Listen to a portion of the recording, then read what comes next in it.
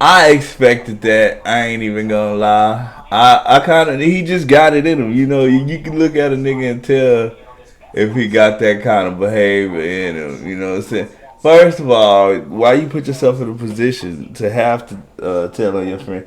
Second, you told because you wanted to get lesser time.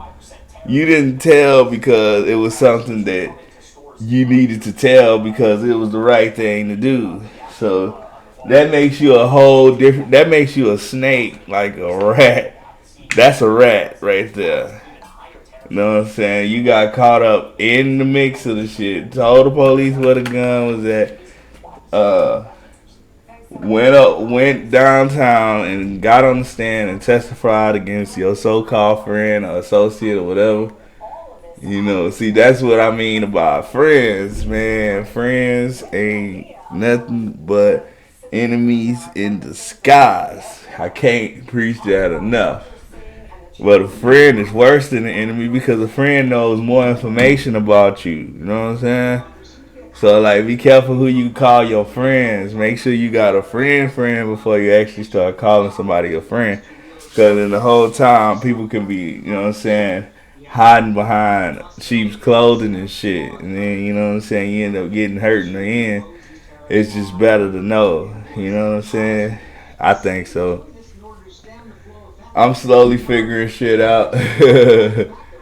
Well, coming from like a place where I come from, and you know what I'm saying, having to live the life that I've lived, you know what I'm saying, when you get up in age like this, it's like a privilege and a, you know, it's a beautiful thing. I mean, you know, you've gotten that you wasn't part of a statistic. You stayed in the game as long as you possibly could.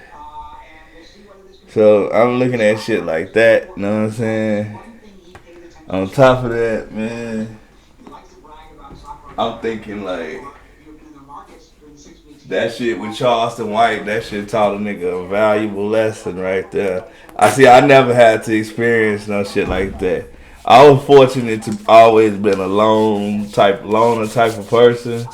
You know what I'm saying? I don't get off into groups like that, so you know, I've always been taught. My mama taught me, don't stay by yourself. You go do something, do it by yourself. You ain't gonna tell on yourself. You know what I'm saying? Stay to yourself. Fuck these niggas. You know what I'm saying? She wouldn't let me really be friends with nobody or comfortable dude. Growing up, but she used to be on their motherfucking ass. Say for real, like, you know what I'm saying? I was like, damn.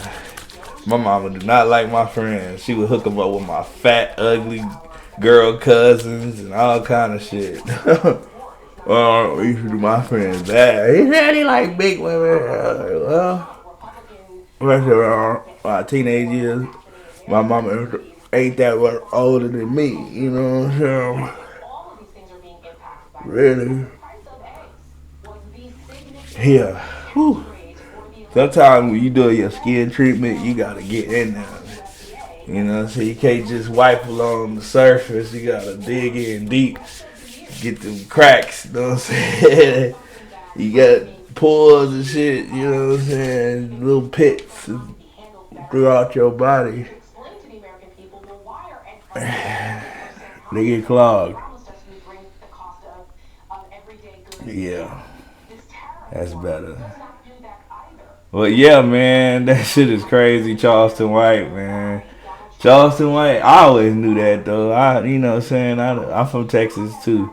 You know, but I don't condone that bullshit right there that he did. And he got on the stand, and he was involved in the shit. That's the crazy part about it. And he got on the stand and flat out told like this nigga here, Charleston White, a whole hoe for that. You know what I'm saying? Looking down at the nigga because he really didn't want to look up at him. You know what I'm saying? He was looking down like, he get. I was like, ooh, ooh. And he was young, 16.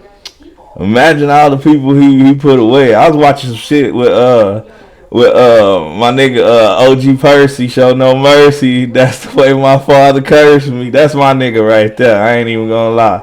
You know what I'm saying? He be saying some funny ass shit. But he can go off the handle sometime too. You be like, what the fuck is Percy talking about? Percy, oh, he be in there smoking him some joints in his grandmama garage that he done converted into a studio slash living quarters type shit. You know what I'm saying? That nigga cracked a joke about his fake jewelry the other day. That shit was funny as hell. I don't know if anybody caught that shit. That nigga say that should have turned on you like my fake jewelry. And notice he didn't have none of that shit on. But at least he kept it real though. Most niggas would have been like, my shit real. I got some shit coming. No, he kept it a buck. He said, turn on you just like my fake jewelry. Shout out to OG Percy though, you know what I'm saying? Much love, my nigga, you know what I'm saying? I be watching you, I be fucking with you and shit, you know what I'm saying? Yeah, I like to see him more elevated into the spotlight other than Charleston White, you know what I'm saying? Well, I don't know. I guess Charleston White got the looks or whatever, and Percy just his father cursed. You know what I mean? Well, shout out to my nigga again, though. Man, fuck with me if you see this video or whatever. You know what I'm saying? Yeah, man. Charleston White been up on some bullshit the whole entire time. I don't know why y'all niggas is surprised that Charleston White was on the stand telling on somebody. Because that's what he do. I mean, if you know a snake bites, why would you try to pet it? You already know what his capabilities are. You know what I'm saying? So nothing he does from that point on should surprise you. You know? Hey, everybody in the world knew Charleston White was a big time snitch. You see all the shit he done. You know what I'm saying? Why on earth wouldn't you expect something like that? I guess because he was so young or whatever, but you know what I'm saying? Like, he just been doing this for a long time. That nigga vetting that shit, you know what I'm saying? He know how the procedure go and all that, you know? Shit, why would y'all be so surprised about this, man? Don't let that shit mess and ruin your day. It is funny, though. I know that nigga that was getting that time, that was getting snitched on, my boy, Doolittle. Man, poor guy. You know, damn, just looking at it, he already just knowing, like, nigga, they finna hit me with all this time. This bitch ass nigga that took a 12-year sentence while they finna give me 99 years. And this motherfucker, he can't even look me in the eye. He ain't one that handed me the gun. You know what I'm saying? Like, oh boy shouldn't have reacted. They shouldn't have been doing the shit in the first place, man. Let's get down to the root of the problem. They would have never been placed in that position. They wouldn't have never had, Charleston White wouldn't have never had to tell on dude. You know what I'm saying?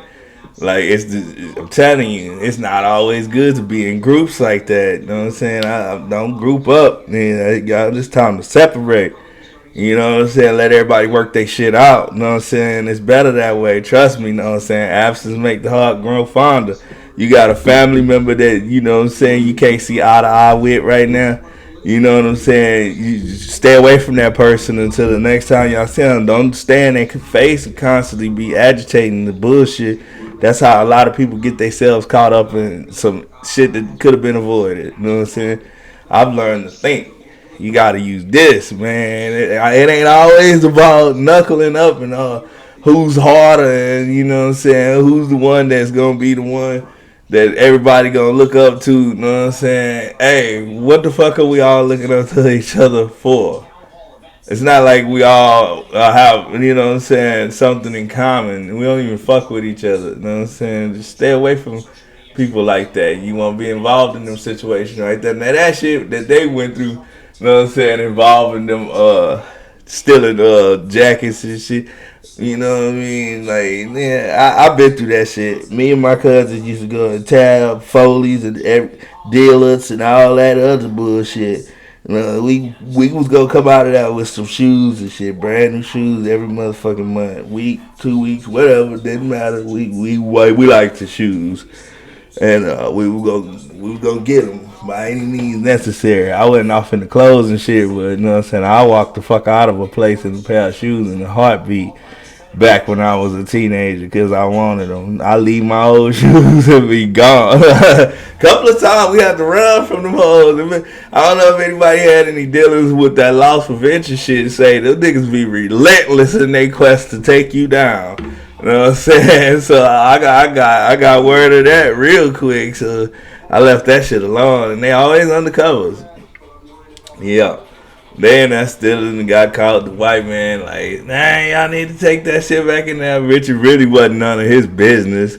I seen his old lady, the woman he just married, a couple of days before that shit. I don't know. That whole story sound made up to me. Cause I know he been pushing that narrative for a long time, but like the last name Doolittle, you know what I'm saying? Like just all that shit, it seemed like a motherfucking. That shit really They really doing a skit. They playing a skit, but the way he come on there talking shit all the time, like he'll go do something to somebody.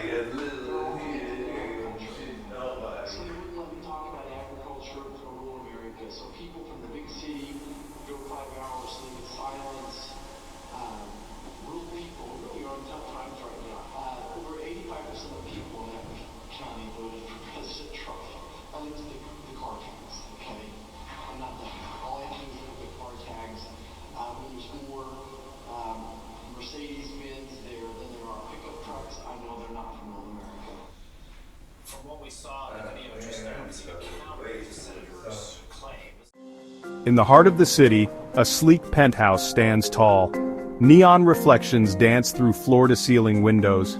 Dim lighting casts shadows on holographic screens displaying classified intel. Another night, another mission. Michael Cloud, rugged yet refined, sits in an impeccably tailored black suit. He holds a glass of scotch, swirling the amber liquid in deep contemplation.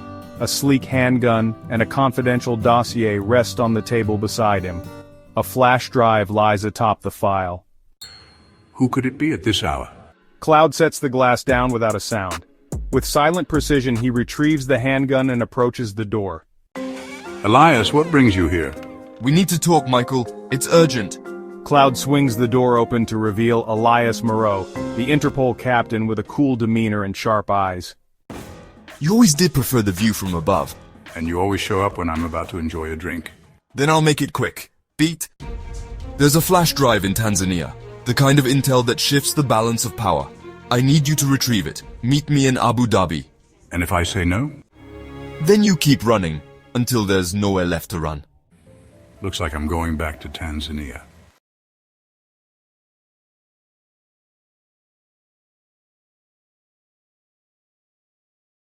The rain falls over Los Angeles, painting the neon-lit alleys in a kaleidoscope of color. In the shadows, a figure waits, silent, poised. With a flash of steel, he strikes. Corporate enforcers fall, one by one, as sparks and shouts fill the air. The katana, swift and merciless, becomes an extension of his vengeance. As the final enforcer crumples, Black Dom retrieves a stolen data chip. But something stirs within him, a memory. A dimly lit dojo, a mentor's voice,